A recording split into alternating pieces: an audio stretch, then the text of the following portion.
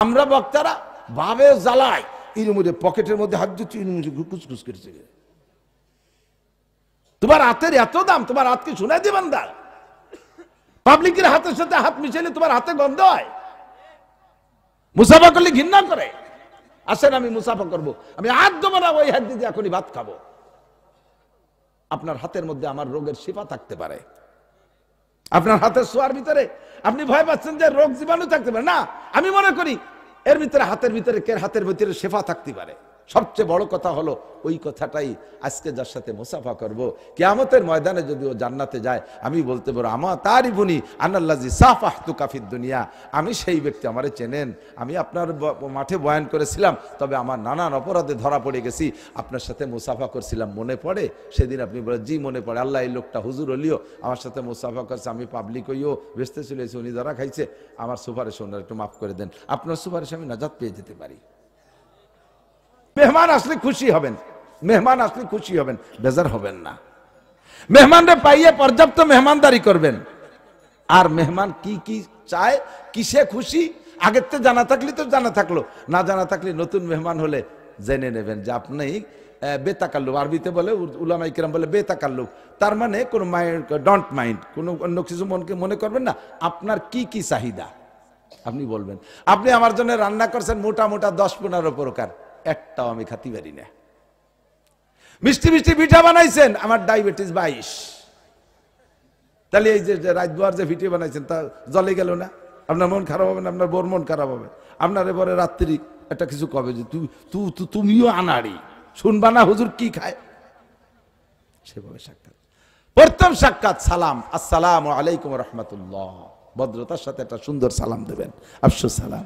এরপরে মুসাফায় হাত দেবেন, এই মুসাফা, এদিক তাকান, মুসাফা করবেন, প্রত্যেকের হাতের এই বুড়ি আঙ্গুলের একের গলা পর্যন্ত হাত মিশিয়ে দেবেন, একটু এই জায়গা সোয়া দিয়ে হুজুর আসি, হুজুর মুসাফা করছে উনি, সোয়াসুই, এই সোয়াসুই মুসাফা না, সুন্দর করে হালকা ভাবে একটু চেপে ধরবেন, জোরে চাপ দিয়ে আবার আঙ্গুল কড়কড়া ভেঙে ফেলবেন না, ধরে হালকা একটু জাকি, একটু হালকা জাকি, জোরে জাকি না। এক হাত দিয়ে করলেও হবে, 2 হাত দিয়ে করলেই সবচাইতে আদবের সাথে হবে। আর বিশেষ করে ছোটরা বড়দের সাথে কখনো এক হাত দিয়ে মুসাফা করবেন না, যত্ন সহকারে 2 হাত দিয়ে মুসাফা করবেন। উলামায়ে কিরামের সাথে কখনো এক হাত দিয়ে মুসাফা করবেন না, মুরব্বীদের সাথে এক হাত দিয়ে মুসাফা করবেন, 2 হাত দিয়ে সুন্দর করে মুসাফা করবেন। 2 হাত দিয়ে মুসাফা করতে যাইয়ে এইরকম 2 হাতে মিশে ডুয়ে যায়, তাহলে আমি কোন জায়গায় হাত দেবো? আমি কি 2 এইভাবে ধরবো না, একজনের এই পাশ একজনের এই পাশ, এভাবে করে মুসাফা।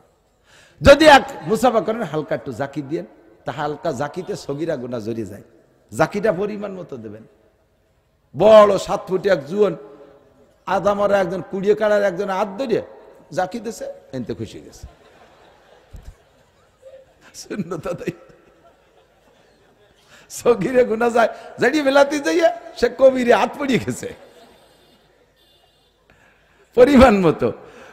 এরপরে মুআনাকা, কুলাকুলি, গলার সাথে গলা মিশাবেন, গলায় গলায় মিশানোর অনুকুন মানে, অনুকুন মানে গলা, আর এই অনুকুনের ভাবে মুফালাতে মুশারাকাতে তরজমা, গলায় গলায় মিশানোর নাম হলো মুআনাকা। এত বড় 2 বুড়িয়ালা মুআনাকা হতে পেটে পেটে 2 গসাই দিয়ে, এর কি মুআনাকা হলো? তো মুবাতানা, পেটা পেটি হয়েছে। কায় তো ইউবতে গলার সাথে মিশাবেন, এক পাশ, কয় পাশ? গলার সাথে এক পাশ। মুসলমানদের সাক্ষাৎ পদ্ধতি নবী পাকের তরিকায় কত সুন্দর না? আর অন্য সব ডিপার্টমেন্টে নমস্কার, হিন্দুরা কি কয়? নমস্কার, চমৎকার, কিচ্ছুই না। তোমাদেরটা নমস্কার, আমাদেরটা চমৎকার, কথা কোন ঠিক ঠিক না? আর ডিপার্টমেন্টে 1 লাথি 1 চড়, চড় একটা দিয়ে রানে লাথি, থাপো দিয়ে পায়েরটা লাথি, তোমার সম্মান করলাম, 1 লাথি 1 চড়। এই যে কে যে শিয়ে দিয়েছে আমার তো মাথায় ধরে না। সবাই বলে নাউজুবিল্লাহ। লাকাদ কানা লাকুম ফি রাসূলিল্লাহি উসওয়াতুন হাসানাহ। আমরা যখন আপনাদের কাছে আসি, আমার কথা আমরা বলি, উলামায়ে কিরামটা বলেই দিছি, আমাকে ঠুক আমরা আদায় করে নেব ইনশাআল্লাহ। উলামায়ে কিরাম আসছে, আমরা অনেক কষ্ট করি, অনেক পরিশ্রম করি। এখন তো আপনাদের পেয়ে মজে গেছি, শুরু যে কেমন লাগছিল তা বলতে পারি, নামার পরে আবার জাল উঠবে না, গামিয়ে গেছে ভিতরে সব, এই জন্য গলা বসে যায়। পরিশ্রম করে আসছি, কষ্ট করে আসছি, স্টেজেও অনেক কথা বলি, কিন্তু স্টেজের থেকে নামার পরে আর একটি কথাও বলতে মনে চায় না। স্টেজে আসার আগ পর্যন্ত কিছুটা টাইম একটু বিরতি, একেবারে নিরিবিলি মনে চায়। ওদিকে আপনাদের শখ, হুজুর রে অনেকদিন দেখিনি, একটু মুসাফা করবো, একটু কথা বলবো। আমরা সেখানে অনেকে আমাদের উলামায়ে আমরা কৃপণতা করে ফেলে। আমি অতটা কৃপণতা করি না, যতক্ষণ সাধ্যে কুলাই। একটা ওয়াজের পরের থেকে হযরত মাওলানা আলী হোসেন সাহেব হুজুর রহমাতুল্লাহ আলাইহির কাছ থেকে শুনেছি। আলী হোসেন সাহেব বলেন, আমি তখন লালবাগ পড়ি। আলী হোসেন সাহেব সদর সাহেব হুজুর রহমাতুল্লাহ আলাইহিকে নিয়ে নোয়াখালী গেছি ওয়াজে। হুজুর সে সময় বুড়ো, ওর পরে অল্প দিন পরে মারা গেছে। তা আমি হুজুরে নিয়ে গেছি নোয়াখালী। হুজুর অসুস্থ, বুড়ো মানুষ, আমারে কয় যে ওয়াজ তুই কর, আমি শেষে দোয়া রে দেবানি। তো সদর সাহেব এই বললি তোর কর্তৃপক্ষের কথা থাকে না, হুজুর অসুস্থ, বক্তা লাগাছে। আলী হাসান সাহেবের এলেমও আছে, সাথে কণ্ঠ আছে, শিক্ষিত মানুষ, ধুমসা বয়ান করছে 2-2.5 ঘন্টা। এরপরে সদর সাহেব হুজুর স্টেজে গেছে। হুজুর যে মুক্তাসার দোয়া করে দিছে, দোয়া করে যখন নামতে গেছে পুরো মাঠ চলে আইছে মুসাফা করার জন্য। আলী হাসান সাহেব তো জুয়ান মানুষ, সামনে যায় একজনে মুসাফা করতে ফিরে দেখিস না হুজুর কত বড় দুর্বল অসুস্থ হয়ে গেছে। বলার সাথে সাথে সদর সাহেব আলী হাসান সাহেব দুর্বল কি আমি হয়েছি না তুই হয়েছিস? হ্যাঁ, এরা মুসাফা করে, তুই মুসাফা ঠেয়ানুর কিনা? আমি এই জায়গায় বসবো, পুরো মাঠের সবার সাথে মুসাফা করবো। এর ভিতরে একটা লোক যদি জান্নাতে যায় আর আমি যদি তার সাথে দুনিয়ায় মুসাফা করা থাকে, কিয়ামতের ময়দানে সে আমার থুয়ে যেতে পারবে না। তুই মুসাফা ঠেকাইস।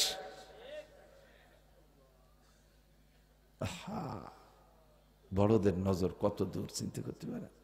আর আমরা বক্তারা ভাবে জ্বালাই, ইরুমুরে পকেটের মধ্যে হাত দিচ্ছি, ইরুমুরে কুচকুচ করেছে। তোমার হাতের এত দাম, তোমার হাত কি শোনায় দিবেন? দার পাবলিকের হাতের সাথে হাত মিশাইলে তোমার হাতে গন্ধ হয়। মুসাফা করলে ঘৃণা করে। আসেন আমি মুসাফা করব, আমি হাত দেবো না, ওই হাত দিয়ে এখনই ভাত খাবো।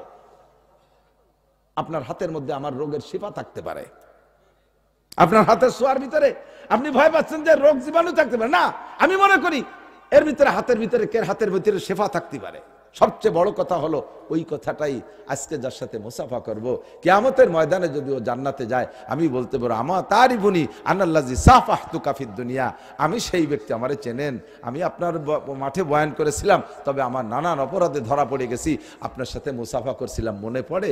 সেদিন আপনি বলেন জি মনে পড়ে, আল্লাহ এই লোকটা হুজুর হলিও আমার সাথে মুসাফা করছে, আমি পাবলিক হইও বেসতে চলেছি, উনি ধরা খাইছে, আমার সুপারিশ ওনার একটু মাফ করে দেন, আপনার সুপারিশ আমি নাজাত পেয়ে যেতে পারি।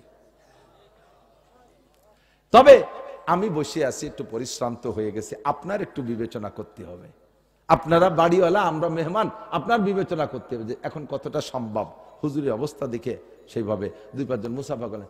এরপরে মুসাফা করিয়া ওই জায়গায় যে গাতি মারিয়ে বসে তো আর ওঠে না, বসতে বসতে ঠেলতে ঠেলতে আমার জায়গাতে সরাই ফেলাইতে সেই জায়গা বসে। আর দল ধরে নিয়ে গেছে, তাকে চোখ দিয়ে ইশারা দিয়ে দেখায়, দেখ হুজুরের সাথে আমার কত সম্পর্ক, দেখছিস গায়ে গায়ে মিশে বসে, সেলফি তোল, ছবি তোল। এই ভঙ্গি হতে যাবেন না। 10-15-20 জন যে বসে রয়েছেন আমার কাছে আমি বলছি হুজুরের কাছে, আব্দুল গফফার সাহেব হুজুরের কর্তৃপক্ষ হুজুরের জন্য খাস ভাবে একটু মেহমানদারি। অনেক মহিলারা থাকে মহব্বত করে, পেশাব হুজুরে বক্তারে মহব্বত করে, একটু পিঠা, 2 বরফি পিঠে পাঠাইছে, 2 পাখান পিঠে পাঠাইছে, হুজুর দিবা, হুজুর একা একা যেন জুত করে খায়। সেই লোক নিয়ে ঘুরতেছে, মোটে স্কোপ পাচ্ছে না, 20-22 জন বসে, ওর মধ্যে দিল তো হুজুরও খাতে পারবে না লজ্জায়, আর ভাগ করে দিলি সবাই দেওয়াও যাবে না, জ্বালায় শেষ করে হুজুর স্টেজে চলে আইছে। আরে হেনতে আমি চলে গেলাম গাড়িতে উঠে, ওই লোক সেই নিয়ে গেছে বাড়ি, কয় যে হুজুর দেওয়ার সুযোগ পাইনি, বৌতি এবার যা খৈরি হয় তোমার মতো মাইদ্যু হয় না। কিন্তু আসলে তো ঘটনা আলাদা। আপনি ওই জায়গায় বসে থেকে হুজুরের কষ্ট দিচ্ছেন, হুজুরের মনে মনে লোভ রয়েছে, একটা কিছু পাইলে খেয়ে দিয়ে স্টেজে যাবো, আপনার কারণ তা খাতে পারিনি।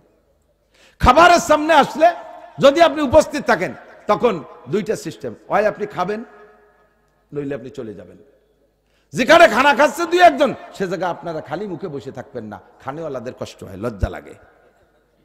এই কথাগুলো আদবের সাথে সম্পর্ক। হুজুর বলে আল্লামানি রাব্বি ফাহসানা তালিমি ওয়া আদাবানি রাব্বি ফাহসানা তাদিবি, আমারে সব কিছু পড়াই দিয়েছে আমার আল্লাহ, আদব তাহজিব তামাদ্দুন আদর্শ সব আমারে আল্লাহ শিখাই দিয়েছে।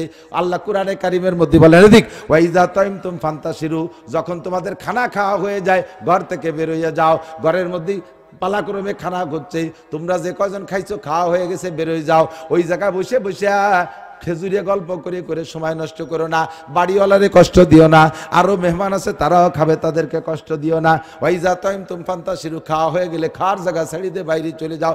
একদল আছে বসে খাইয়ে দিয়ে এরপরে ওখানে বসে জাগর কাটতি তালে তাই, বিটিরাও খাতে পারে না, অন্য মেহমানরাও জায়গা পায় না, ঠিক কিনা? এগুলো মনে রাখবেন। এ আওয়াজের মধ্যে স্বাভাবিক কেউ কয় না, এই জন্য আমি দুই সাইডে কয়ে দিয়ে গেলাম। লেখত ভাই আসলে তাড়াতাড়ি নিয়ে আসেন, এখনই আমি আর বাইরে উঠতেছি না, সস্তা কুলাচ্ছে না। আল্লাহু আকবার। আমার দিক, লাকাদ কানা লাকুম ফি রাসূলিল্লাহি উসওয়াতুন হাসানাহ। আমার নবীর আমলের প্রত্যেকটার মধ্যে আমার উত্তম আদর্শ রয়েছে। আমার আদর্শের জন্য দুনিয়ার কোন নেতার পিছনে দৌড়ানো লাগবে না। আমার নেতার চাইতে বড় নেতা নাই, আমার নেতার আদর্শের চাইতে ভালো আদর্শ হইতে পারে না। আমার নেতার আদর্শের উপরে যদি কেউ কলম ধরে, কেউ জবান খুলে, ওরে তার কলমটা মুসরায় ভেঙে ফেলাই দেব, তার জবানকে আমরা স্যান্ডেল দিয়ে ভালো সোজা করে দেবো। কতক্ষণ? আমার নবীর চরিত্রের উপরে। আর কাহারও চরিত্র জগতে আসে নাই। আল্লাহ পাক রব্বুল আলামিন এই আদর্শ আমাদের অর্জন করার তৌফিক দান করে, সবাই বলি আমিন।